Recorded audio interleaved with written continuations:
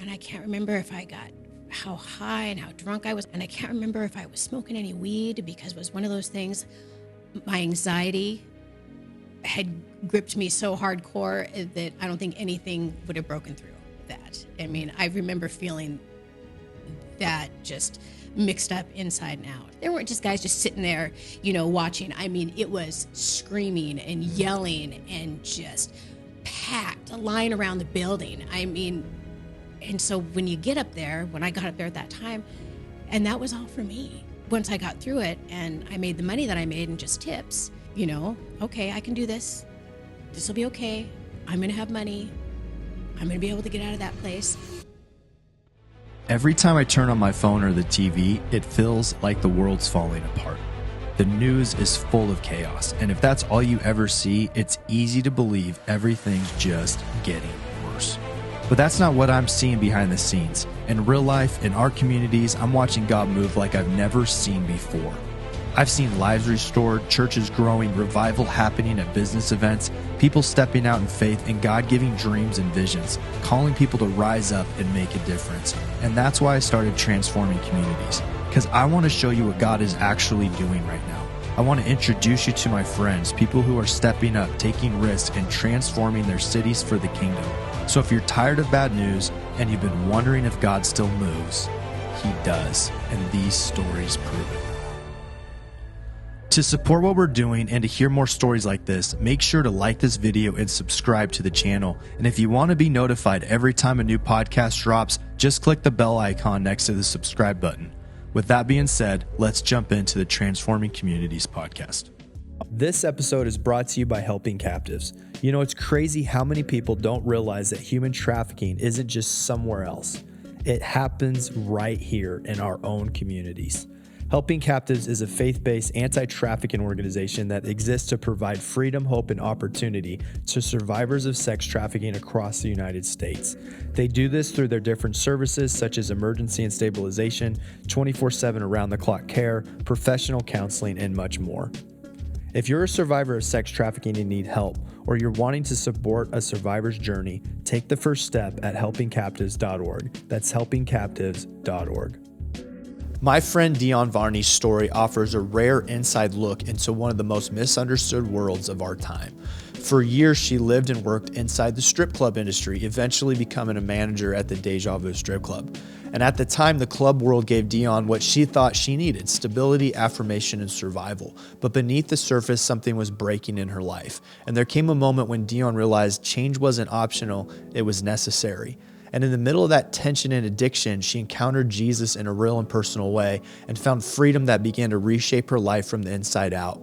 Her journey would come full circle on a night few would imagine. It was the night Helping Captives purchased the very club she once managed, turning it into a freedom center for sex trafficking survivors. Standing on both sides of that moment, Dionne experienced a complexity, grief, gratitude, and hope that no headline could fully capture. Today, Dionne is a voice of clarity and courage, helping expose the difference between sex work and sex trafficking, challenging false narratives and insisting that these stories be told with truth and humanity. From the dressing room moments to the women she once stood beside, Dionne understands the weight of the details and why they matter. So in this episode, you're going to hear how a life shaped by survival was transformed by truth, and how redemption can reach places many believe are beyond hope. And to be honest with you, some things she wished I would have done differently when we purchased the club. Because Dionne's story is both deep and complex, this conversation is being released in 2 parts.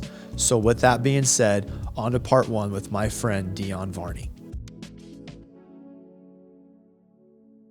All right, Dionne, knowing somebody that managed the Deja Vu's got me in a lot of trouble online of going, hey, I talked to my friend and and they're like, you don't know anybody, but I do.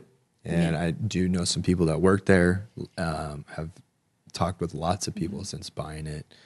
And I've been a part of this community for a long time and wasn't always in the church world. But you have a really interesting story and perspective. And so I wanted to bring you on to just share your story and then share a little history of you working at the club, how us purchasing the club might have impacted you, maybe things we did right, things we did wrong. And you being on this side of it and working with us and understanding the heart behind this, maybe some messaging that we could have done differently, but also curious to know why you're working with us and why you're excited about what's happening. So we'll dive into all of that. But I want to start with the first question, which is, where did your story really begin? And how did your upbringing kind of shape the path that you took later in life? Okay, well, so I grew up in Spokane and been here in the area most of my life. And, I had pretty normal family. And whenever I talk about my story, the first thing I always want to say is that I love my parents. My parents are awesome. I love them. They weren't perfect, and a lot of it stems from the things that I went through when I was growing up. So I'm probably going to get emotional a little bit because I always do when I talk about this part of it. But they did the best they could, and I know their intentions, and I know they loved me. But growing up, like I did, was a lot of it. We were a really close family. From the outside, we looked perfect. Big sports family. It was my mom, my dad, my little brother, and myself. And my dad was out of town a lot. I grew up with my dad out of town a lot. And my mom was essentially a single mom, working and raising my brother and I. And, we grew up on the South Hill. With my dad out of town, my mom did it all. She, made sure we went to school. She made sure we were taken care of, went to the doctor, went to all of our practices. And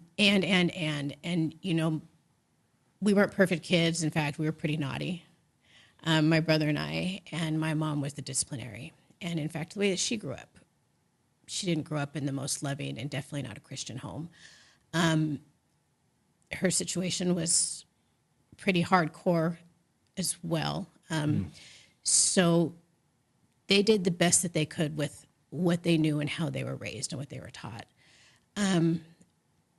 There was some abuse that happened.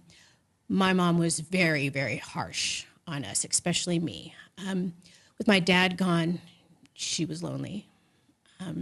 There was adultery happening. And did you see that in the house? I didn't see it in the house, but I heard it from between my parents behind closed doors. Like I heard the arguments and the fighting, which they really kept. They tried never to fight in front of us. But one of the ones I remember was them fighting about that, was my mom asking, who was she?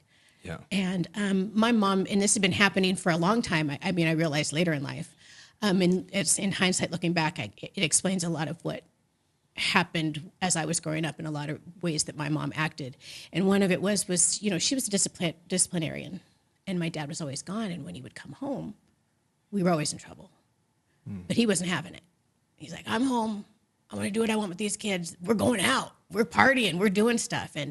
And as a mom now and raising my kids, I can see how that just made my mom crazy. I think it would make any relationship, hard.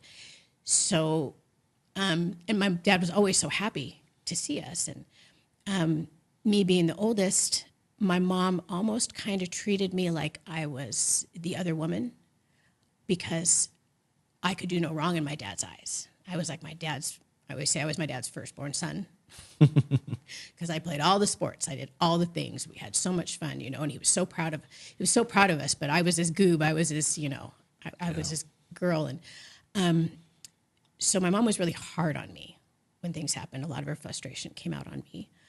And, even as adults, I know that when your kids, I can speak for myself anyways, and also for my kids, it seems like the bad things always are what really stick out in our minds the most. And that's what we remember the most. And that's where we go a lot. So as far as I can remember, I don't remember my mom telling me that she loved me all that much. I know that she did when I look at it as an adult. But hearing it, she didn't. I was always scared of her. I was always scared to come home. I never wanted to come home after school, especially when I knew I was in trouble or something happened. Didn't want to go home. I didn't have many friends over because my mom was known as the mean mom, the screamer. Okay. I was always grounded, always in trouble for you name it. I probably deserved to be in trouble most of the time. I absolutely did. But my mom was very, very strict. So, I was grounded most of my life. So I spent a lot of it sneaking out, doing things, trying to do all the things that everybody else was doing. Then eventually my folks divorced. And when they did, we had just moved out to the country. We had just moved out to... How old were you when they divorced? I was 14 or 15. I think it was close to 14. I just remember I was just getting out of being a junior in high school because I was at Liberty. I had gone to school at Ferris, transferred to Liberty at a time when it was still long distance. Oh, you're out in the country. Yeah, Latah. We moved from the South Hill to Latah. I mean, culture shock 100%. Yeah. And of course, my parents moved there because they hated me was my... Yeah. They just hate me so much now they're taking me out of the country. Yeah. How dare they get acreage? Exactly. With me and my teenage years, I'm like, my whole life was ruined. Couldn't drive, couldn't do anything, couldn't even call anybody because it was long distance to call. And anyway, they... Oh, I know, because we bought the schoolhouse out there and turned that into our first safe house. I know. And it was a long drive. Oh, yeah. Well, to me, it's nothing anymore because then... As an adult, I lived in Farmington. That's even farther. But anyway, we'll talk about that later too. But anyway, I live in Liberty, or live in Latah, going to school at Liberty, and I got a phone call at a party one night, and that I wasn't even supposed to be at. We were with some friends, but I wasn't supposed to be partying in the middle of a wheat field. My mom says that my dad's left her, and at that moment, I just wanted to murder my dad. Even though he was the one that was the good guy and the nice guy and everything else, I just wanted to murder him for two reasons. Because for one, he was leaving my mom and I couldn't even imagine what she was going through. And two, he was leaving me with her. He was leaving me with her. And somewhere in my mind too, I thought that might change everything too, that now we could be friends, maybe, my mom and I. Because my first thought was too, is he's leaving me with her and I'm not going to go with him, even though he's probably going to want me to. But I'm not because she needs me. And if I go with him, I'm never going to go to the doctor. I'm never going to make it to soccer practice. Mm-hmm. I'm never going to, His mom's taking care of Yeah, exactly. You. Yeah. My dad doesn't know anything. He's just like an adolescent. I mean, his maturity level is probably less than mine at this time. Anyway, but so I go home after that party, and I'm with my mom, and things are okay for a little while. She mourns over it for a minute, but then she just jumped right back into life. And she didn't really change at all. Nothing changed. I thought maybe we would get close. I thought, we could be friends, that we could grow together. Or that was my hope anyways. We could take care of each other, but she kind of stayed the same. And, I didn't really change either. I still wanted to party. I still wanted to be a teenager. I still wanted to do all the things. And it made it a little bit easier because my mom did work in Spokane, and I was promised that if I made it through my junior year and did okay at Liberty, that I could go back to Ferris my senior year. So my mom let me go to Ferris my senior year. So she would drive me into town in the morning on her way to her job, and I would usually stay the week with my friend. I would stay with my friend, and her mom didn't care what we did. So it was the perfect setup. So I only went to school half the time. How I passed and how I never flunked a single class is beyond me. I have no idea, but I did it. But anyway, didn't see my dad very much. He was supposed to have us on weekends, but he worked out of town, and that was what he did. Mm-hmm. And,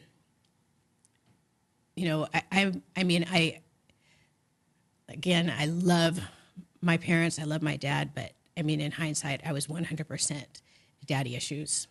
I had 100% daddy issues. I mean, my dad loved me, but he was never there. He was never there. He was always gone. And so it was just like, I didn't have one. He, I mean, again, he did everything that he could, but I mean, it was almost like growing up without a dad. He was there financially. He helped with all that stuff, but emotionally, just if we weren't playing sports, I mean, that was another thing. My dad was never there for us emotionally, or if we ever needed any kind of advice or guidance. But I'll tell you what, if we had a big soccer game or my brother had a big game, my dad would drive all the way across the country just to come to those games, because that was really all that mattered. So performance was a really, really big deal, a really big deal. As far as getting my dad's attention, with my mom, I tried to be a pleaser when she was around, but the minute I could turn around and go do what I wanted to do for myself, I did.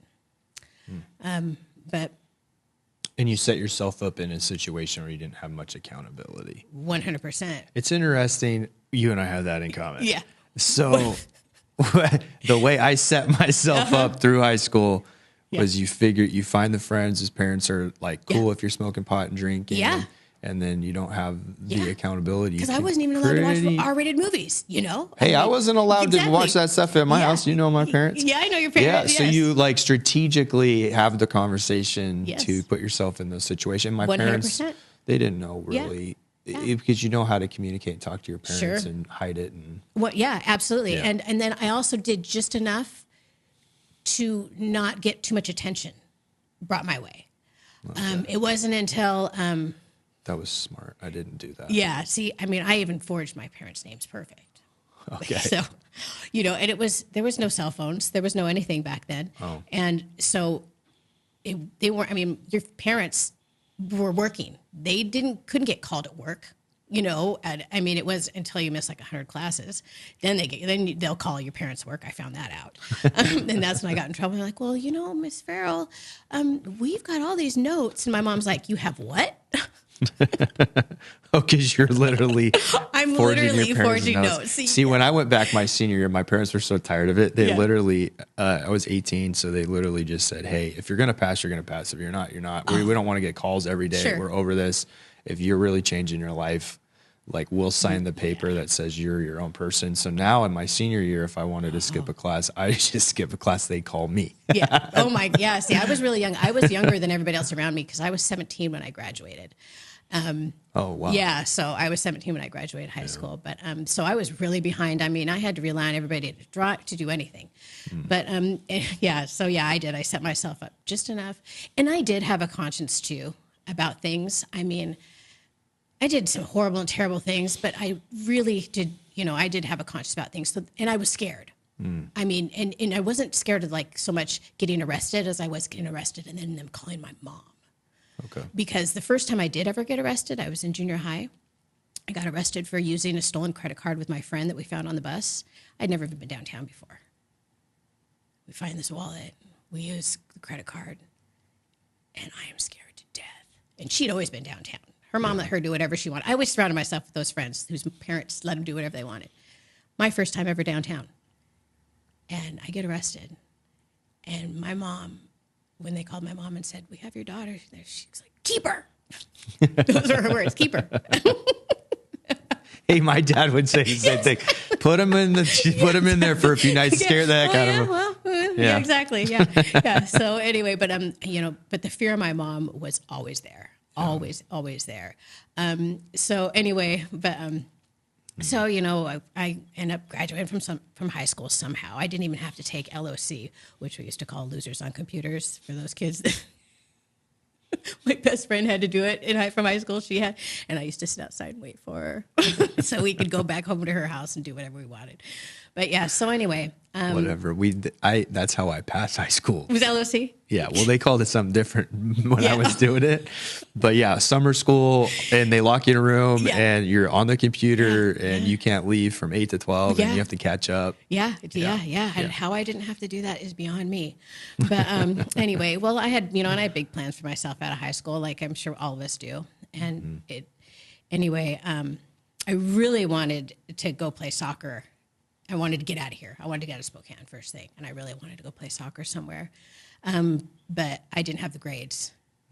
And I wasn't good enough to get a full scholarship at a big school. I really wanted to go to Santa Clara, but I wasn't good enough to get a full scholarship, and my grades certainly weren't. So I was going to go into the military. And I remember wanting to go into the military. My parents were like, well, what are you going to do? And I'm like, well, I could be, this is really funny. Well, I want to be like a DEA agent or something, or a cop. And my mom told me, how selfish is that of you to go and do that, to worry a family? Don't you ever want a family? I'm like, well, yeah. Oh, how do you think your family would feel? And then later in life. That's really funny to me that you wanted to be a cop. I know. I'm just like internally laughing so hard right now. I did at that time. I mean, specifically like a DEA agent. Yeah. Well, anyways, that didn't work out because I ended up getting pregnant. And I even went and took the ASVAB test, but short thereafter I found out I was pregnant, and that just, shot everything to hell. And I was only 18 when I got pregnant, but that wasn't the first time I was pregnant. I had been pregnant twice before and not going through with them. Those were other things that, I ended up getting pregnant and I ended up having a couple abortions. How old were you? I think I was only 15 the first time. And I had had an abortion shortly before I got pregnant this last time. I wasn't very good at learning from my mistakes. And my friend's mom took me to my first one and my second one, actually. But my mom found out about my second one, and I was so scared. And she was actually really, really, really great to me and was really exactly what I needed at the time. Which really surprised me. It was one of the first times my mom actually showed me, when I thought that she was just going to flip out and, come down really hard on me. She used to come down really, really hard on me, physically and verbally, really hard. But she was actually there for me. She couldn't take me because she had to go to work, and I had already had it all arranged. But, she checked in on me and made sure I was okay, which was really surprising. But that was another thing that I grew up with, too, with my mom. She was really physical, and she hit me a lot. And there were times when I was in high school, way too old, but I'd get in trouble, and she would actually make me bend over and spank me. And it was humiliating. And how I reacted to that was I got in fights all the time. I was constantly, well, for one, with my brother, constantly just beating the crap out of my brother, but also at school, I got in fights all the time. I got arrested twice at school for beating up girls. And I wasn't afraid of anybody. I mean, for as small as I wasn't afraid of anybody. And there was just this rage in me. And in hindsight, looking back, it was my way of, it was because of what my mom had done to me. I can see that, that I never would ever have taken it out on her. In fact, growing up, I never talked back. I was one of those kids, never talked back, never raised your voice. You just took it. That's how we were raised, kind of old school like that. So I just took it out on everybody else. Really, really violent. Probably should have been arrested I got arrested twice at school, but they let me go. I mean, 100% charges should have been pressed on me a few times. But anyway, and with that, I'm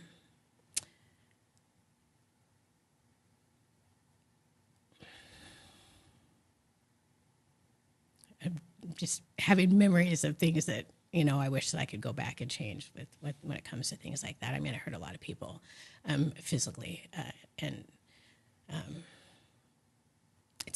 yeah, there's a lot of shame there. I mean, I've let it go and I've given it away, but when I talk about it, a lot of times I wish that I could see those people and just ask for forgiveness.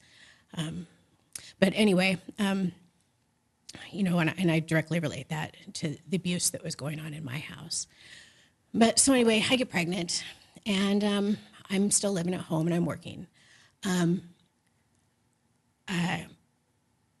Trying to make all this work. My mom meets her boyfriend. He's a great guy. They spend a lot of time together. I'm at home a lot, and I'm still living in Latah. She lets me use her car a lot to go to work.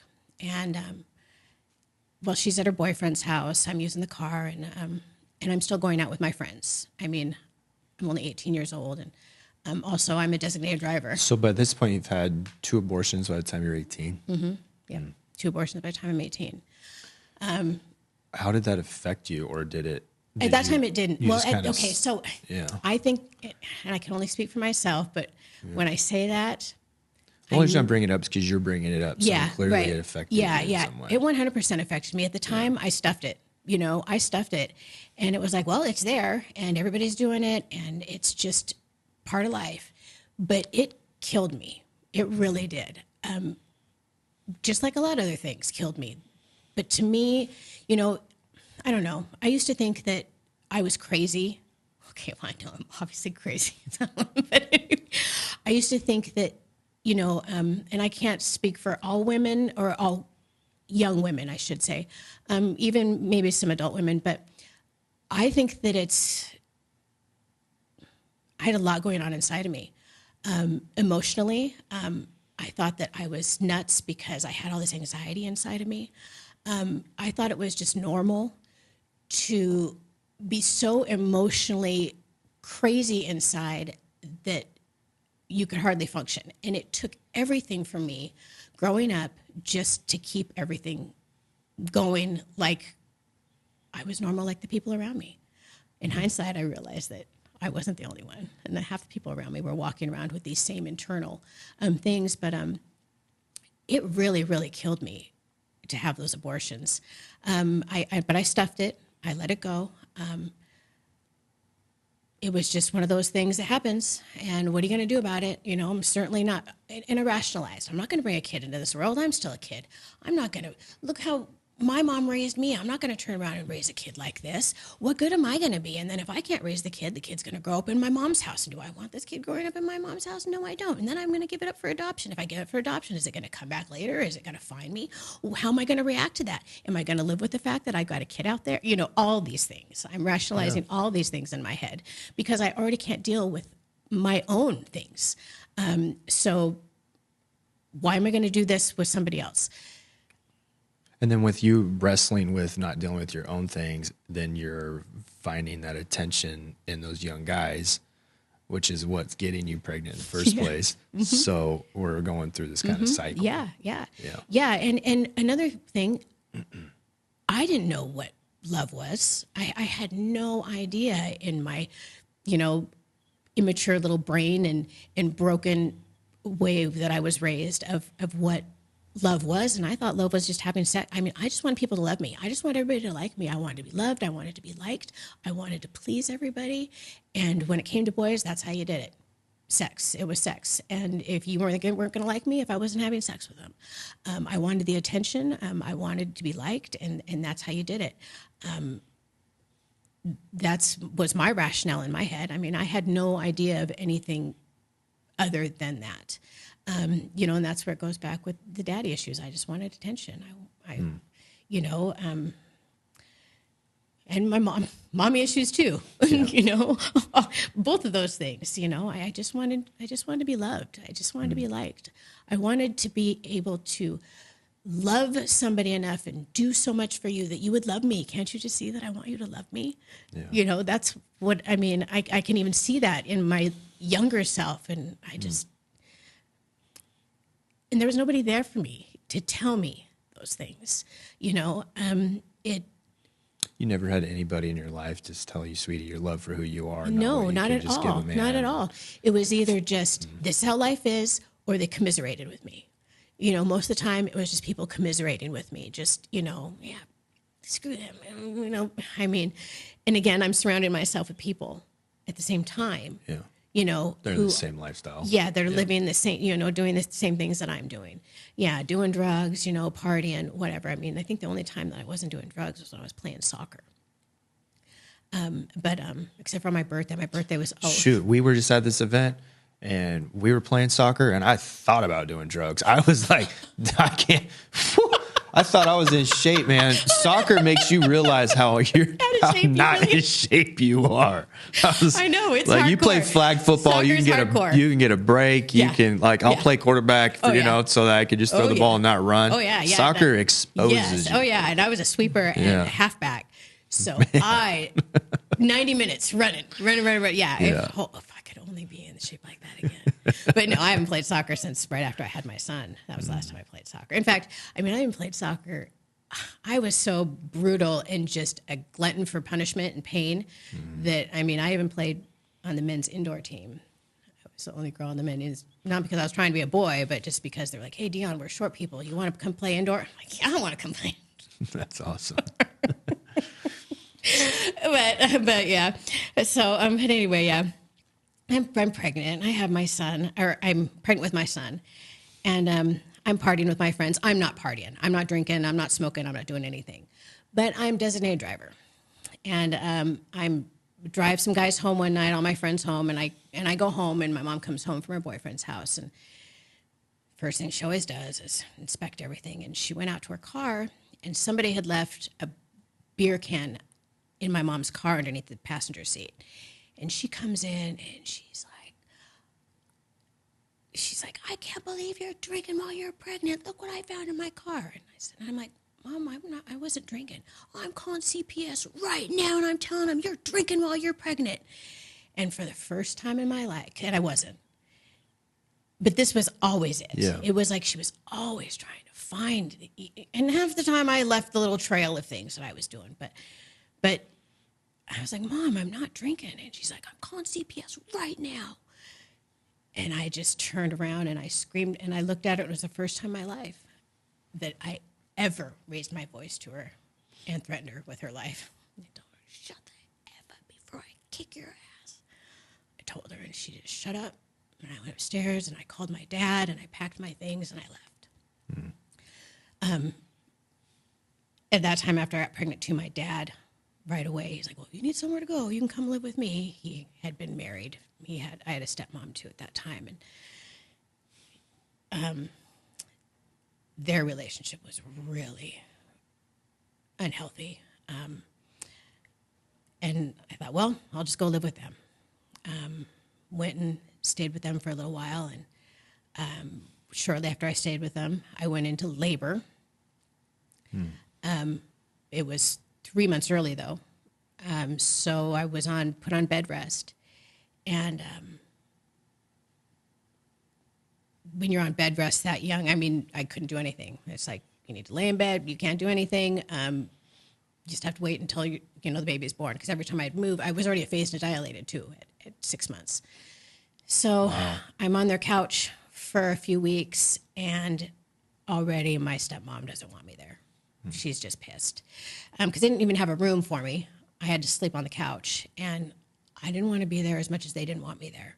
So that all kind of blew up, and I ended up moving out. And I was pretty independent growing up. Another thing growing up, too, my dad made really good money. My mom always worked, but I was never bought anything extra. My dad always wanted to buy us stuff, but my mom was all about saving money, nothing. I probably started working when I was 11 years old babysitting, and then I took all kinds of nannying. I know, could you imagine an 11-year-old now babysitting all day long? I got all kinds of nannying jobs, and I saved my own money because if I wanted anything from anywhere extra, I had to pay for it myself. So I was already taking care of myself, always had a job, always had money, was able to do what I wanted. And so anyway, I move out. I'm not afraid to be on my own, even though I'm pregnant, want out of this house, find a place with a friend of mine, go get on welfare, because that was all I could do at that time because I couldn't work, get my own place, have my son. I'm living with a friend, end up moving out and getting my another place. Oh, my dad and stepmom get divorced. That's what happens. My dad calls me. We're getting a divorce. You want to get a place? Sure. Perfect. Me and my dad and my brand new baby living in a place. That's exactly what we need to do. So we're living on the South Hill. I don't have a car. I am on 17th and Ray area, taking the bus all the way to 29th and Ray with my baby, going to my job clear up at the North Onion on the bus, Okay. and doing that every day. Doing it every day. You know, I'm a single mom. I have a baby. I need to take care of myself. This is just what you do. You just do it. You know, on the bus about 3 hours a day, 3 or 4 hours a day, going back and forth, selling weed on the side to supplement my income. You know, because I don't. Were want you really supplementing your income, or were you just selling enough to stay high? Well, both. Yes, both. Yes, I was doing both because I didn't smoke a whole lot of weed. Because I did. So that was my problem. I smoked all my problems. Yeah. That was later. I was doing that. But but because I needed to keep a clear head most of the time too, because I didn't want to get fired from my job. I needed to work. I needed to catch the bus. I needed to be up with my son. I needed to do all the things because I needed to prove to everybody that I could be a single mom on my own and I didn't need anybody. Because, also my son's parents, everybody thought I did it to trap him. One of those things. Oh, you want to see how hard it is? Go ahead, have a kid. And I'm like, screw all you guys. I don't need you. I can do this by myself. Watch me do this. I'll do this all by myself. I don't need any of you. Because that's how I grew up anyways, taking care of myself half the time, keeping myself out of trouble when I could, anyway. I'm doing all this stuff. My dad and I are living together for a few months. And one day I come home from work and my stepmom is in the house. And I'm like, what the hell is she doing here? And they end up getting back together just like that. So then I'm alone in a house I cannot afford. I'm already on the bus for... Oh, wow. Yeah. So he went back with her and left you with like the mortgage or the rent? Yeah, the rent. Oh, yes, wow. Left me with the rent. And I'm like, you gotta be kidding me. So I get a couple different roommates. They don't work out because they're partying more than I am. I am just smoking weed. I'm not doing any drugs. I came home one day and my friend's doing lines on the table. And I'm like, my son walks around touching that table. What are you doing? Kick him out. So I get another friend to come in and move in with me. He's all methed out half the time, doesn't do the drugs in the house, but can't pay the rent. So I can't stay there. I need to leave. And at this time, because I don't have... Is this just all the friends you have? These are the friends... Because you don't have any friends that are just have a steady job. No, this is who I've surrounded myself with, Some of them are working, but doing drugs to partying. Sure. Because none of them have kids. I'm the only one that was dumb enough to go, and well, not the only one, but, dumb enough to go put myself in this situation. But it seemed to be a recurring thing with me anyways. But anyway, so I can't afford the rent. And at that time, again, my mom and I don't have a relationship. I don't have a relationship with my son's other grandparents. My ex isn't helping me at all. We're all young. They're out doing things, whatever. Yeah. I have a nurse, a healthy options nurse. She was a nurse that was assigned to me and that I asked for right after I had my son because I didn't have anybody else. And she would come and see me once a week at first to help me with things, was there for all the things, questions, measuring the baby, weighing him, checking him for stuff. And this was an option that I chose, that I wanted. And then that was an option. That sounds like a really sweet thing for them to offer. Yeah. Well, it was through the state because I was on state assistance. Got it. And she was really, really awesome. And then she started coming once a month after the first few months. Once a month she was coming, and she happened to be there 1 month, and I told her that I had to move, but I didn't know where I was going. So she's like, well, you know what? There's a few places. Let's go do these things. And in the meantime, my son has colic. And by the time he was 9 months old, he had it for 9 months. And by the time he was 9 months old, I had taken him to the Vanessa B.M. Crisis Nursery twice. because I never slept. Yeah, it's hard. I never ever slept, and nobody would take him. Well, And you're by I never yourself. asked, and I'm by myself. I can't even imagine. And One of our kids had that. Yeah. And we just ended up I would go downstairs and sleep, and she'd be upstairs with the kid. Then we'd switch, because otherwise both of us were going crazy. Crazy. Yeah. Yeah. And you didn't, and you're doing it by yourself. Yeah. Wow. And I was by myself, and I never asked for help because screw these guys. I don't want their help anyways. Yeah, you know, would be all really my hard. family. Yeah. That'd be really hard. So my nurse did take me to the Venice VM Crisis Nursery twice to take him there so I could get some sleep. But anyway, she's like, well, there's these places that I know of. And the first place she took me to was Anna Ogden Hall, way back in the day when it was just an emergency shelter. Wow. And they had just started a program. So that would be in 94, the beginning of 94 is when she took me down to AOH. And I'm like, I'm not homeless. I don't need to be here. But I went on tour, and this whole time I'm thinking this in my mind. Yeah. I don't need this. I can do better than this. I don't need to stay in a homeless shelter. So I did the tour, whatever. And then she took me to another place called the Kappa House. It was a place for moms with babies. That's it. And they were just going to have an opening, and I could go ahead and stay, and they had all these rules. So I'm like, well, I'll stay at this one house because there's only a couple women there with babies. And the minute I had made that choice that I knew I was going to stay there, I called a friend of mine from high school that I knew was working at Deja Vu. And I said, dude, you need to come pick me up and take me to the club tonight. Wow. And I need to start working at Deja Vu. I'm moving into this. I didn't call it a homeless shelter because I didn't see myself as homeless. I just saw myself as in a little spot for a minute. I just needed this place's help for just a minute because I was going to get out of here because I'm better than this. Other people need this worse than I do. I don't need this kind of help.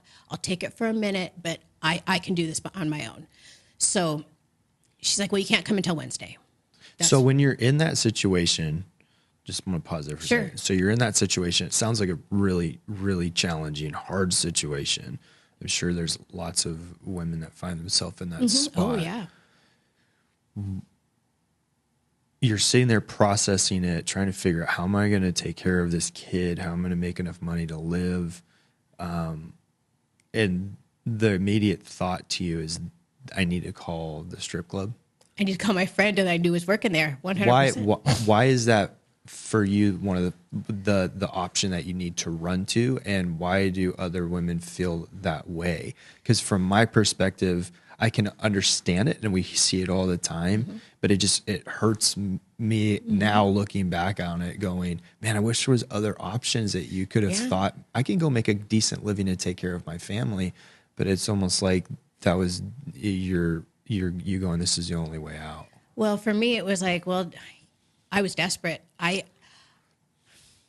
was better than staying in that homeless shelter. Was when I go back and when I think about that time, I don't think of it as these are people that are going to love on me and help me to get through what I'm going to get through. This is a place where people go to die, in a sense. Yeah, this is where women go to die that don't want to work hard enough. And this is all me and my immature, in my head. Just this is where people go because they don't want to work hard enough and don't want to get themselves out of this. And I am young enough and I look good enough that I can get myself out of the situation, and I'll only do it for a little while. I'm only going to do it until I get on my feet. That was another thing. I'm only going to do it this long because if my family ever found out I was stripping, they'd all disown me. So screw those guys anyways. They're not helping me. You're going to do this for now. This is what you're going to do. You're going to get yourself out of this situation. So I was at this house I lied to him. I told him I had to work nights up at the Onion, so that at least got me, until about 3 a.m. because they knew I was taking the bus to or getting rides. So I was able to come to this place late. Okay. And in the nights that I was late, I was able to have somebody watching my son. For the life of me, I cannot remember who was watching my son. But some things I just cannot remember because I smoked a lot of my memories away. But anyway, I lied to him and I didn't tell him that I was going to work at Deja Vu. They knew I was working at the Onion up north and I didn't have a car, all the things. Yeah.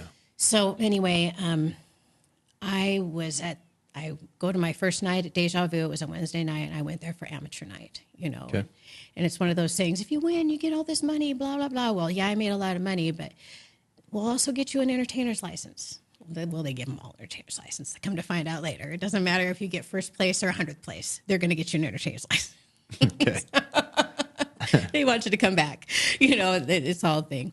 So anyway, my first night at Deja Vu, I just did the amateur night, and then What was that like walking in for the first time? Scared me to death. Okay. It was so scary. And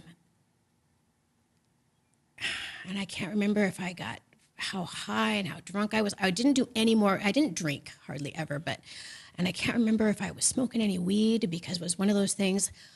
My anxiety had gripped me so hardcore that I don't think anything would have broken through that. I mean, I remember feeling that just mixed up inside and out. This one of the scariest things that I ever did was going there on amateur night and going up on that stage. But I can imagine it'd be terrifying. Like, even if, like, I was just like, even if Jesus himself came down and said, Caleb, this is fine, and this is a great way to make money. I don't think I could do it. I think I would be so terrified to get on stage and take my clothes off in front of everybody. But also, at that time, the strip clubs were way different than they are now. Okay. Way different. I mean, when they said where the party never ends, that used to be Deja Vu's motto, where the party never ends. I mean, that was no joke. And also when you got there was my friend who is still kind of my friend now. I mean, I check in with him once in a while. He was the manager, and he would go around and just bang on that tip rail and get the whole crowd riled up. I mean, screaming and yelling and hooting and hollering. There weren't just guys just sitting there, watching. I mean, it was screaming and yelling and just packed, a line around the building. I mean, and so when you get up there, when I got up there at that time, and that was all for me. So once I got through it and I made the money that I made in just tips and then won prize money, I was like, well, I can do this every night. Okay, I can do this. This will be okay. I'm going to have money. I'm going to be able to get out of that place. Do you remember how much you made the first night? No, I don't remember how much I made the first night. Okay. I have no idea how much money I made the first night. But I do know that within the first week that I was working there, I made enough money to have my first and last month's rent and put a deposit down on a place. Wow. Yes, and get into a place all by myself. I ended up, it was. It's interesting because, like, the judgment of people when they hear that and they hear the story and they hear the situation you're in and how much money you can make, I think it changes maybe in people's minds of understanding why you would do that. Because I could see if you being in that situation and I would need to take care of my kid, man, women will go through so much to take care of their family. Well, 100%, 100%. Yeah. And at that time, I wasn't going to do it long enough that my family needed to know. Yeah. But I could only hold two jobs for so long because I was still working at the Onion. I was working at the Onion all day. And then I go to the club at night. My son still had a kid to take care of. And I even had to tell one of my bosses at the Onion what I was doing because I was so tired. And my son still wasn't sleeping.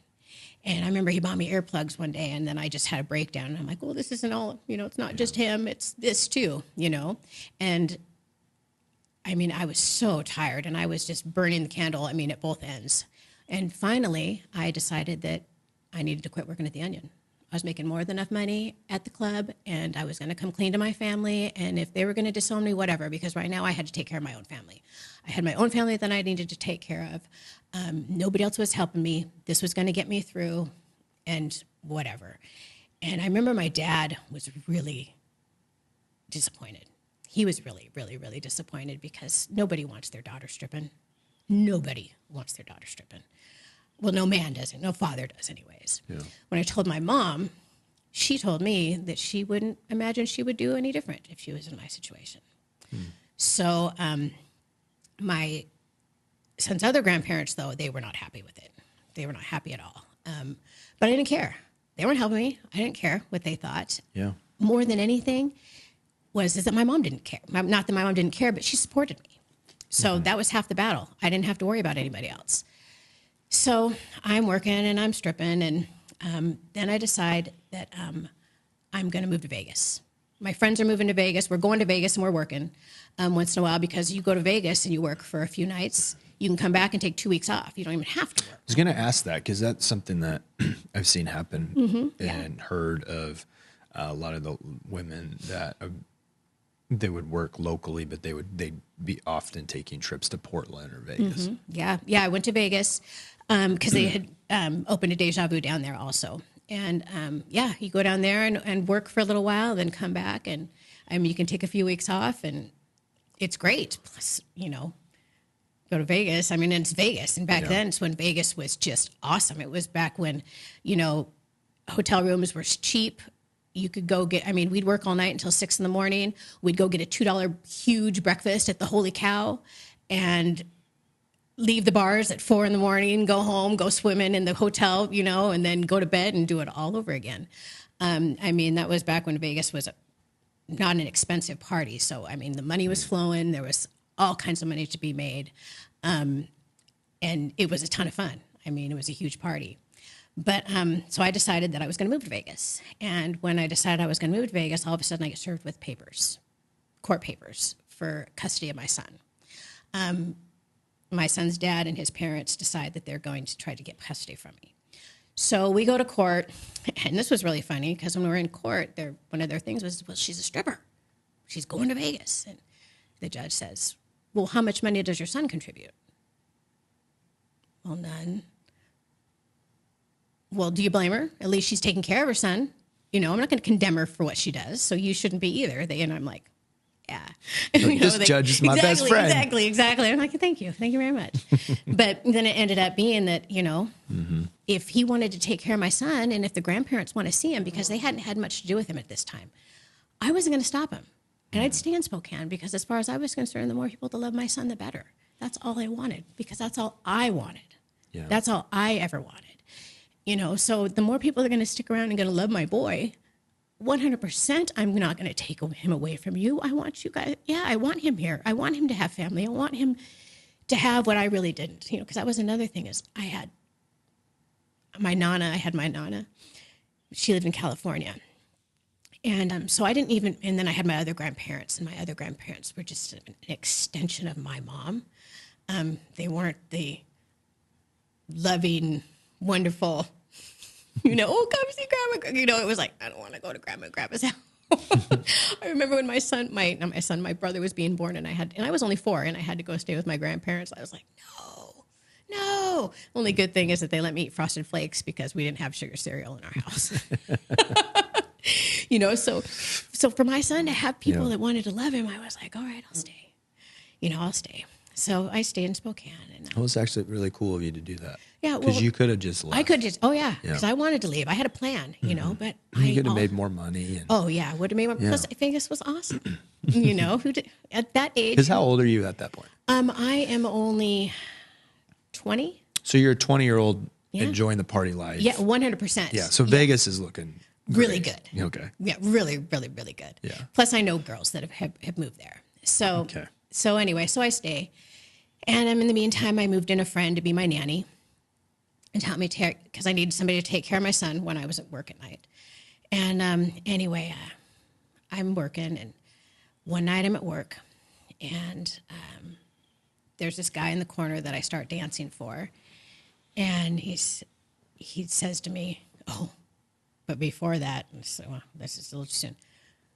I get mixed up. I start doing coke. A little bit of coke. I start partying with some people because my son's gone for a few nights a week. Okay. I've never had that before. Yeah. My son's gone for a few nights a week.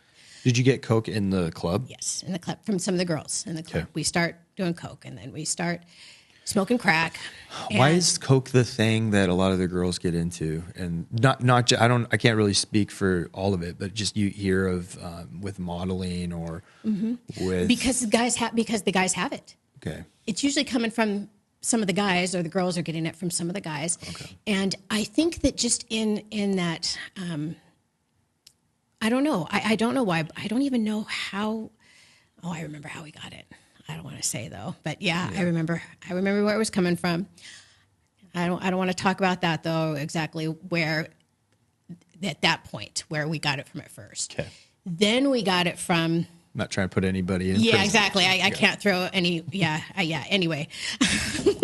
Yeah, it's just transforming communities. Exactly. Not exactly. snitching on communities. Exactly. Yeah, I hear you. exactly. But yes. But then I get introduced to crack. Okay. So I'm doing a little bit of crack, and I get introduced to some people from the Mexican mafia. And I turn into a safe house for a little while.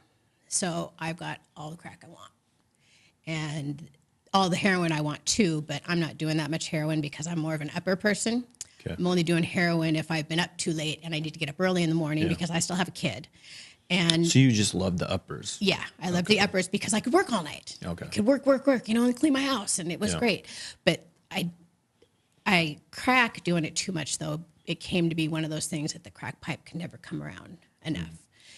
So, and then plus that's the only time I did heroin was to come down off the crack because it's so hard. I mean, crack is just, I can see how people just can't get away from that. Yeah. I mean, that ruins one is a lot of people. Really hard. But heroin ruins a lot of it people. Does. Too. It absolutely does. But it does. It ruins a lot of people. And I understand that too as the downer part. Yeah. But with me, I wasn't much of a downer person because I wanted to be up. So anyway, I have a falling out kind of with the Mexican mafia people. I go to Vegas, come back. They had done some things at my house that broke the rules. So we had a good splitting of that. So it wasn't in my house that much anymore. So then I was buying it more, which really sucked, or buying Coke. Not so much crack, but buying some Coke. And then I'm at work one night, and I'm doing a dance for a guy, and I had to go up on stage or something, and I came back, and when I did, he's like, "You want to do a line of meth?" Mm-hmm. And I'm like, and I had never touched meth before because to me at that time, meth was kind of dirty. Well, Are you in the main area or the VIP room? I was in the VIP room. Okay, so you're in one of the booths? Yeah, I'm in one of the booths. So it's a little private. Yeah, in the corner, all the way in the corner, and there's nobody dancing back there at that time on the stage back there. And it was just opposite from where the shower is. Got it. Yeah, there's the shower, so I'm looking right at the shower. Yeah. Yeah, and it's booth, so you're literally stage, on shower. the end booth. Yeah, I'm on the end booth. Yeah, directly across from the shower. Okay. And the stage is right in between us. Okay. So anyway, I am. So the most private booth in the Yes, okay. yes, absolutely, absolutely. So I'm like, sure, why not? So I do a line of meth, and that was the best thing that ever happened to me. I danced for that guy all night long, made tons of money. Then I went home and I cleaned my whole house. I cleaned my whole entire house. I didn't have to wait for anything, the pipe to come back around. I didn't have to wait for anything. I mean, it was awesome. Yeah. So then shortly thereafter, I had some friends that got really good at Guitar Hero. Oh, like just up all night. The best Guitar Hero players of all time. I bet. Yeah. Oh, 100%. Yeah. No, I just became into quite the crafty person and cleaning my house. My house was always spotless clean. Each their own, I guess. Yes, 100%. Well, no, I guess I did play a lot of Tomb Raider back then too, because that was when the 3DO age, like the first. Yeah. Anyways, you probably don't even know what that is, 3DO. No. 3DO was the first compact disc game console. Okay. Yeah, and then PlayStation, I guess, was what replaced them. Okay. But anyways, played a lot of Tomb Raider on 3DO. But anyway, I discovered meth. And at the time, too, I only have a small core group that know that I was doing, well, mainly the girls that I worked with. And that's it, that knew I was doing these drugs. My friends outside of there, I still had a lot of friends from high school because I was on and off. I was dating my daughter's dad before I had my daughter. Yeah. And he was against hard drugs, smoked all the weed, ate all the mushrooms. It's funny. He didn't consider any of that. Anything that went up your nose was a hard drug to him. So we kind of had the same thought process. Exactly. Yeah. For some reason, ecstasy was in the shrooms in the mushroom category. Yes. 100%. Or the shrooms in the weed category. Yeah, and doing a little bit of acid, but anyway, that was all fine. But meth and crack and heroin, no, that was a hard no. So I hid that, and anyway, started doing meth. never really did a whole ton of it, but I ended up meeting my best friend from the clubs too. In fact, she's still the one that knows where all the bodies are buried and all the things, and she even wrote a book about our whole escapade. Yeah, our whole escapade. For anybody that wants to read it, it's Redeeming Destiny, and it talks about our whole voyage through the dancing, the drugs, the mafia, the this and the that, all the things, and then coming out the other end. But anyway, she's had a really hard life too, grew up in foster care. Her and her brother start getting me meth. Okay. And then she moves in with me. This episode is brought to you by Altmeyer Financial Group. If you're nearing retirement or just want a clear plan for what's next, Altmeyer Financial helps you turn decades of hard work into a strategy for income, legacy, and purpose. Their team walks with you through discovery to action, reviewing your plan year after year so you can move forward with confidence. To learn more, visit altmeyerfinancial.com. That's altmeyerfinancial.com. Oh, this is getting better and better. I know. You're just crushing it. Life decisions right now. Yes, 100%. And she is just awesome. I mean, she was awesome, and she's the best friend that I've ever had. You know, in this whole thing, she first moves in with me before she's old enough to become a stripper. Okay. She's staying with me. Then she turns 18 and the first. So she's doing meth as a minor? Oh yeah, and had been for a while. Poor girl. Yes. I hadn't done it with her yet, I don't believe. And I had met her through her brother because her brother I met her brother at the club, and I used to sell him a lot of weed. I used to sell a lot of weed at the club, a lot of mushrooms, a lot of ecstasy, a lot of that stuff. I knew a lot of people. So I was selling a lot of drugs. And at that time it was... You mean there's more that goes on at the club than just... just dancing? Gosh. I remember when we got the club, we found a little stuff. Oh, man. Well, the bouncer came in, and he goes, dude, I heard you found some stuff. And he's like, we tried to hide it all. I'm like, I'm not going to go snitch on anybody, buddy. But it's just funny because, anyways, there's a lot more that goes on. There's way more, you know, and and in hindsight, I go back and sometimes I think I was that girl. Mm-hmm. I was that girl that, you know, not only, I mean, it's not like I thought when I grow up, I'm going to be a stripper, but not only am I a stripper, but I'm selling them all the best ecstasy, all the mushrooms, definitely the best weed. I mean, I was doing it all of it. And at the same time, I'm keeping an appearance. I'm living a 100% double life because none of my family would have ever imagined that on top of being a stripper, I mean, I'm probably one of the biggest drug dealers in the club, aside from like the meth. I wasn't selling meth in the club. That was a line I didn't cross. In fact, when I started doing meth, hardly anybody knew because I didn't want to be that meth head. Okay. As far as I was concerned, I wasn't that meth head because I would look around and watch everybody else around me, including my best friend at the time, and think, as long as you're not doing that, you're going to be fine. Yeah. As long as you're paying your bills, as long as you're making it to work, as long as you're taking care of your kid and you don't get your kid taken away, and as long as you don't ever get caught, you don't have a problem. See, for me, with my family, or my dad working at Union Gospel Mission and going down there all the time, I saw what the hard drugs did, and a lot of those guys cared about us. I mean, we were little kids there, and we'd play basketball, hang out with them, and they would always warn us.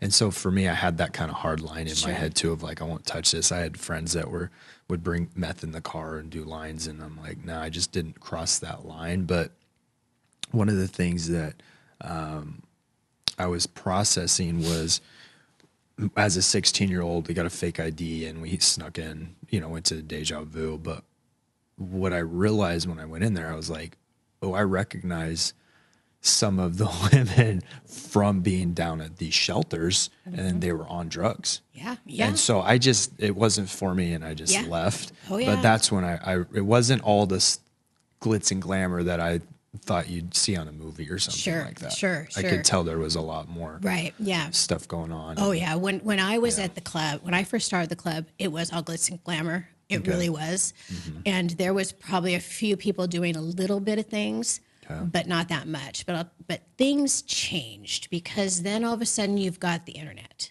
Mm-hmm. And then also Well, and then shortly after that, they tried to pass the laws in Spokane too, but we'll get to that a little bit. But anyway, so that was, And you go, so where do you go from, how do you end up going from just being a dancer to being a manager? okay, so my son. And you had a lot to do with the remodel. Yeah. So yes. that was interesting. I mean, when I walk in and it's, the black and the red, Yes. then I find out you're the one I was that did painted all black of and that. yeah. So we're ripping the wall, when we were ripping one of the walls out behind one of the drywall, it almost looked like they just drywalled over the drywall, because behind the drywall, it was like purplish pink, and there was like little, like stars with people's names on it and stuff. Oh, I don't remember that. Yeah, we found some of that. Yeah. It was in the VIP room. Yeah, There because was when like- I was there, it was all red. It was red wallpaper, Nagel pictures hanging everywhere, Okay. and red carpet. So I had a boy from my daughter's dad who I'd been friends with in high school, and actually he was even friends. I'm so bad. I've done it all. My daughter's dad and my son's dad were best friends in high school. That's how I met him. Okay. Yeah. So anyway. Keeping it close to the vest, though. Yeah, like Yoko. But anyway, so we break up the band for sure. But anyway, we've been on and off together for a long time. Him, my daughter's dad, and I. And anyway, in between, we were living together, and then we break up, and I'd move out all the time. That was the routine. So I'm living with a friend, and my son is in kindergarten, I think. And he comes home one day crying and says, so-and-so says you're a stripper. And I'm like, and he has no idea. And he's like, and I go, what? And he goes, so-and-so says you're a stripper. And I'm like, no, she's not. He doesn't know what a stripper is, but he just knows in the way in which she said it, and the context and the teasing, that it was meant to hurt his feelings and that it was bad. Yeah. Whatever it was bad. So I was like, geez.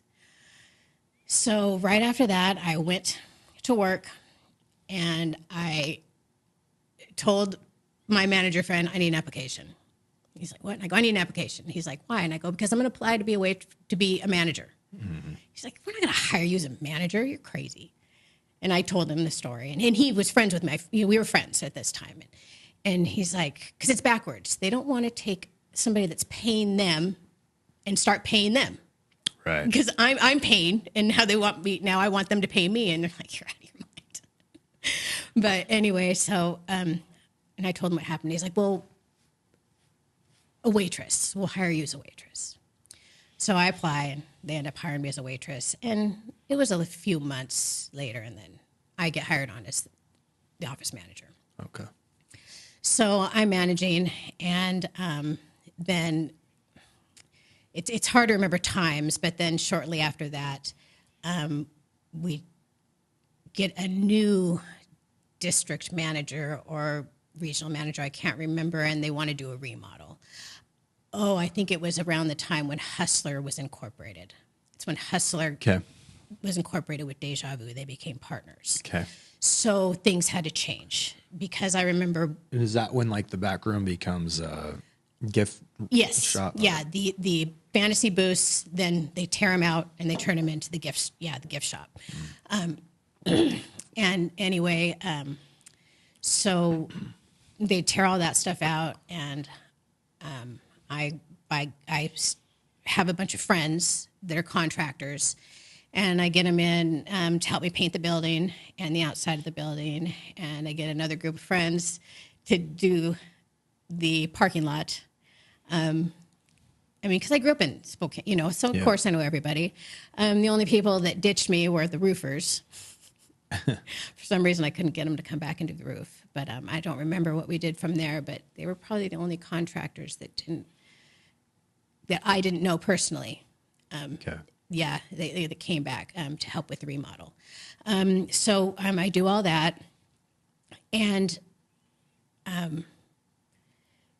my thought process when I quit stripping but stayed at the strip club was that people are really hard on people when they're strippers, but when you're actually running a strip club, it's way different. And I was in a sense right. Okay.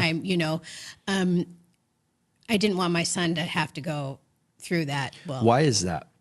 I don't know.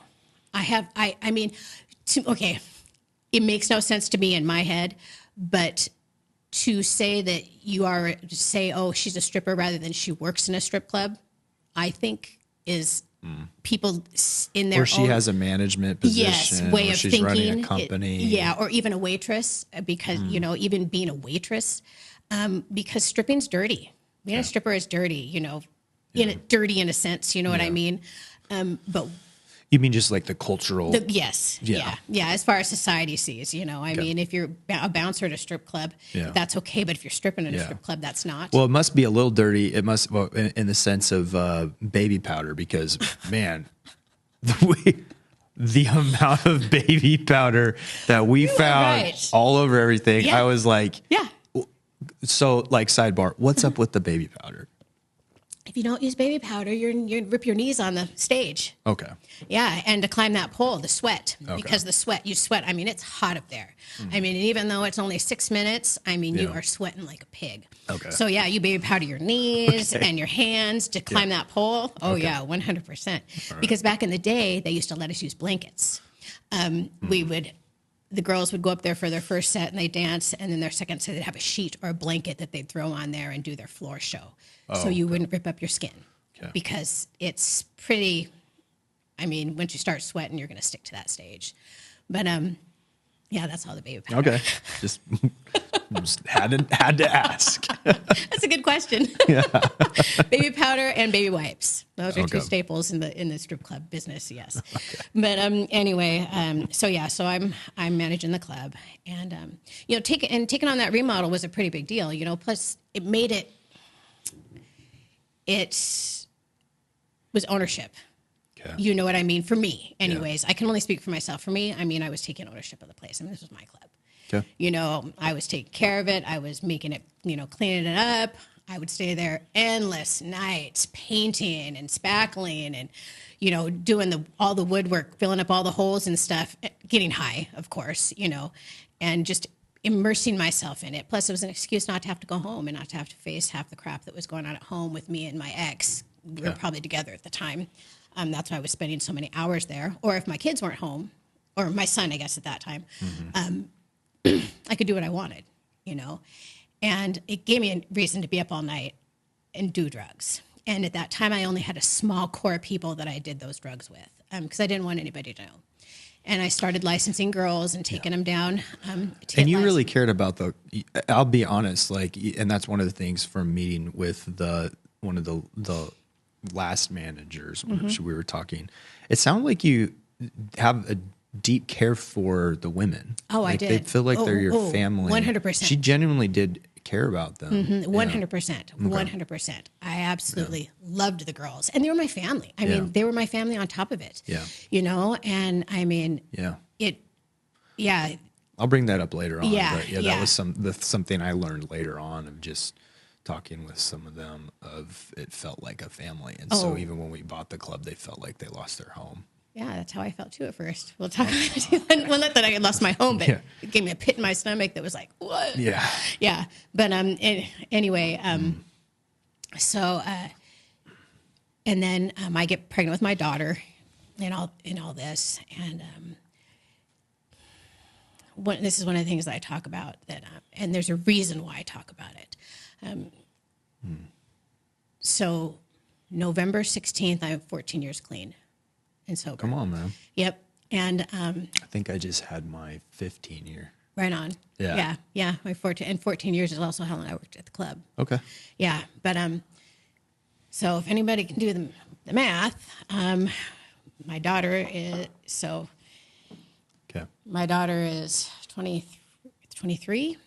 So I was pregnant with my daughter and I stopped using drugs in the beginning. And when I first got clean, well, even before then, that was one of the 2 secrets that I had that I swore to God I was going to die with. I was going to die with that secret. Nobody was ever going to know, except for the couple people that I did it with, that I ever used meth when I was pregnant with my daughter. So I didn't use that much, but I used, and rationalized it on my head. I'm taking my pills, I'm eating, I'm sleeping, I'm gaining weight, I'm doing all the things. I still don't look like that lady on the posters. I used to, before I got pregnant, I used to take girls down to get licensed, and I'd see that picture of the lady on the posters before and after meth. Yeah. And I just look at that, and that was validation in itself for me that I didn't have a problem because I didn't look like that lady on the wall. You're like the fifth person that's told me that. Mm-hmm. It's interesting. Yeah, I didn't look like that person on the wall, so I don't have a problem. So anyway, I was using with my daughter, but I always timed it just right. I had it down to a science, quit using a couple weeks before I had my doctor's appointments, took care of myself, and, was just really careful. But anyway, by the grace of God, she's healthy, and she's normal. Well, as normal as any girl can be. Hey, your mom said it on me. Yeah, she knows. And she also knows. She knows. We've talked about it and stuff, and that's one of my biggest regrets that I think about. But I talk about it because if I hadn't talked about it, I wouldn't be where I am today, because that's one of those shame things that would keep me locked in bondage and not able to be free and move on. Bring it in the light. 100%. Yeah. I mean, I had to give it to the Lord. I had to bring it out. I had to tell. Otherwise, it's 100% true. I mean, I learned it first in rehab. Secrets keep you sick. And I didn't want to be sick anymore. But anyway, so back to the club. Do the remodel of the club, all the things. And they shortly thereafter, we were doing the remodel and things. So they want to turn Spokane's downtown into the red light district. So they want to put ordinances on the Deja Vu and anything that's not downtown by Pretty Girls or the Rainbow Tavern. You ever been in those places? No. Okay. Yeah. They used to be down on Sprague. They were places that the girls that got fired from the VU or couldn't get jobs at the VU would go. Yeah. Anyway. I just went to the VU one time, and it wasn't my thing. Yeah. It just wasn't for me. Yeah. So it was just like, I'm good. And I think noticing there's some addicts in there. Oh yeah. Because it just impacted me, because I just of how I grew up, and 100%. It just wasn't for me. Yeah. I mean, and it slowly changed. I could see when it started changing a lot, and that was at this time when they started putting the ordinances on. Yeah. So they wanted to make the 6-foot rule, and they took away the tip bar, and they wanted the lights on. They wanted all these things, and so then that was when the incorporation of the valley started happening, where they wanted when the valley wanted to become its own city. Yeah. And also State Line Showgirls was opening up. Okay. So that was kind of the demise of the Deja Vu. Okay. Was all the things. But I guess I'm getting my timeline wrong, because I actually went to State Line Showgirls when they opened. Yeah, I went to State Line Showgirls when they opened, because that was a big part of the strip club life too. So that was before the ordinances. So when State Line Showgirls opened, and this was before I was managing, I went there. The first night, me and my best friend Angie were driving there, and she ran a stop sign, and we got hit by a car. She went to jail. So I went to work and made just enough money to bail her out of jail. Called a friend, said, "Go bail Angie out of jail." Dancing for a purpose tonight. I'm on a mission. I got to get that bail money. I had a huge bruise all the way down my thigh. Angie, she got a bruise for you. Yeah, yes. Oh, she knows. I made that first $180. I'm like, "Bill, go out of jail." So anyway, I'm working at State Line Showgirls for a little while. And and it was it was a lot of fun there, but mainly because you could go next door and drink. Well, couldn't really so much yet.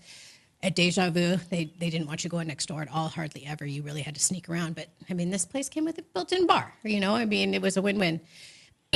Anyway, I'm at State Line Showgirls, and one night... So the Bronco and you and Deja Vu were two totally different companies, and they weren't in really cahoots Totally or different companies. They weren't until later. Not really cahoots, but I mean, really. I guess in my mind, everybody thought you just went around the corner, got all the alcohol, and brought it in. Oh no, not wasn't until later. When you couldn't even really bring it in, but you could call but you could go in there, drink, and then come back. You really couldn't do that at the first time I was working there. First time, they didn't want you getting drunk because they wanted you to get on stage on time. I'm not necessarily talking from your perspective. Right. I'm talking about like as a guy. Oh yeah, as a guy. Oh yeah. As a guy all day long. It was like, go get drunk, come back and spend money. Yes. I was looking at it from the girl perspective. But anyway, they didn't want us doing anything at the club because they wanted us working. Okay. It was like it was no different than any other job. Random question. So with management, upper management, are they also females or? No, they were all male. They were all men. Okay, because I'm just out of curiosity, because in my mind, there's always all this like kind of the woman empowerment thing behind what we've talked about. No, feeling like I'm being empowered, and from a guy's perspective, you're like, be empowered, take all your clothes off, and make us all the money. No, they were all men. Okay. Back in my day, anyways. Okay. Always men. A couple women were managers, but upper management, always men. Always dressed to the nines. Always. Got it. Always, always, always. Oh, yes. It was very much that, very machismo. I mean, they were always in suits. It was just like, for lack of a better, just like you used to see on movies. Okay. You know what I mean? Kind of like that whole gangster mentality almost kind of thing. Yeah, very much so. And very protective. Very protective. Very protective.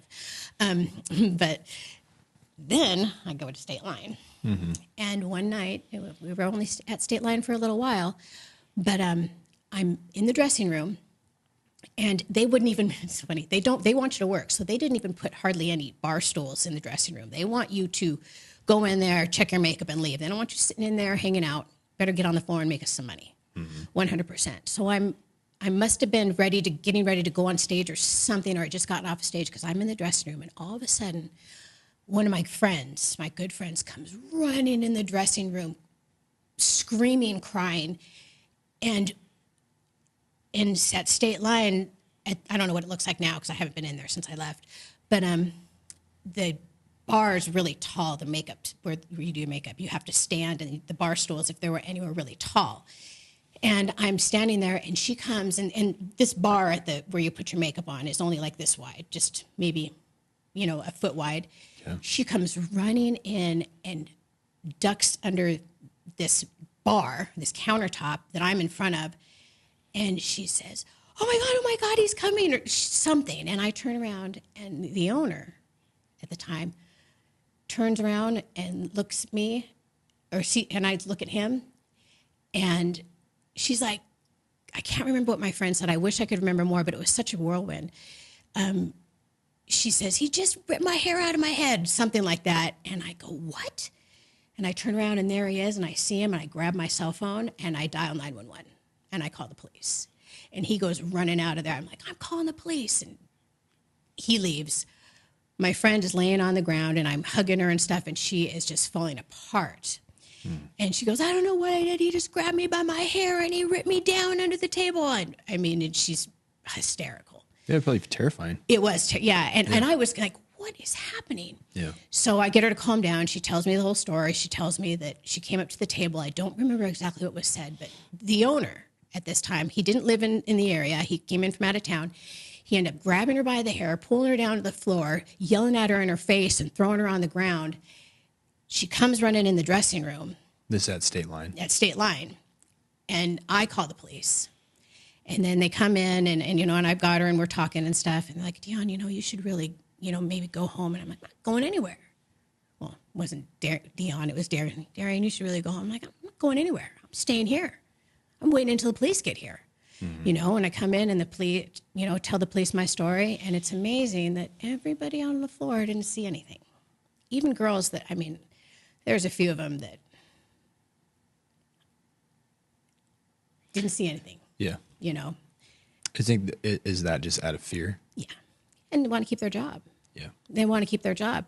They got families and kids to take care of, and there's a lot of them in the same situation. And sometimes, either in the same situation, or it's just a matter of business. That's just the business. You know, you want to cover your own butt. You know, you don't see anything. It's kind of like, you know, people see crimes and they don't say anything, you know, out of fear. They don't want to say anything because they know who these people are. Same kind of thing. Yeah. So needless to say, after I talked to the police, that was the last time I was working there for years. I ended up going back eventually, but not until for years later. But anyway, so then shortly after that, I went back to Deja Vu, and that's when I applied for the management position. For the management position. Yes, okay. Right around in that area. I don't think I'd been back there very long, and if I was, I only danced for a little while because I do know it was shortly after that I started being a waitress, and then a manager pretty fast after that. Okay. One day I just woke up and I couldn't do it anymore. I just wanted to die.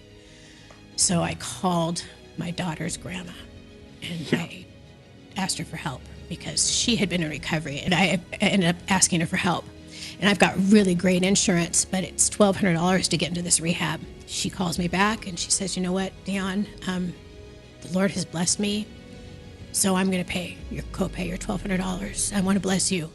Thanks for tuning into today's episode. If you enjoyed the conversation, I want you to make sure to like and share and subscribe so you don't miss what's coming next. We're grateful for every listener. Your support helps us keep sharing stories of faith, hope, and real transformation. And if this episode encouraged or challenged you, consider sharing it with someone who might need to hear it. If you'd like to support victims of sex trafficking and be part of the fight for freedom, visit helpingcaptives.org to learn more. Thanks for watching, and we'll see you next time.